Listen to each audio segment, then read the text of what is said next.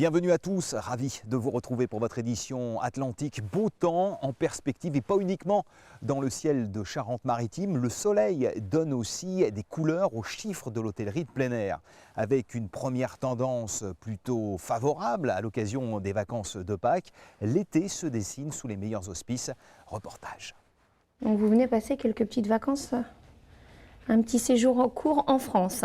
Ça sent déjà l'été dans ce camping de la périphérie rochelaise, à proximité de la cité des Deux Tours et de l'île de Ré. Ces 171 emplacements sont très prisés des vacanciers. À quelques mois du rush estival, la saison s'annonce ici comme un grand cru. Très très bon début de printemps, avec beaucoup de réservations à partir de mars-avril. Ça va faire notre 5e saison. Nous sommes ici et on a vraiment atteint, on va dire, pratiquement le complet sur certaines semaines directement dès début juillet. Camping de Beaulieu, Christine, bonjour. Le mois d'août, globalement, je dirais que dans la région, sur le littoral au moins, on arrive assez facilement à remplir ce mois d'août. Le mois de juillet a toujours été un petit peu plus difficile à remplir.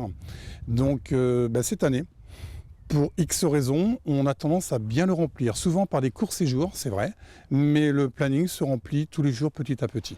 Une tendance à la hausse générale, c'est le constat de la Fédération de l'hôtellerie de plein air, un secteur florissant en Charente-Maritime qui compte environ 360 campings. Des établissements qui pourraient cet été enregistrer des records de fréquentation. On a à peu près une augmentation de 10 à 12% par rapport à l'an dernier sur les réservations estivales. On a 3 semaines d'avance par rapport à l'an dernier. C'est un peu plus conséquent sur l'île de Ré qui annonce 18%.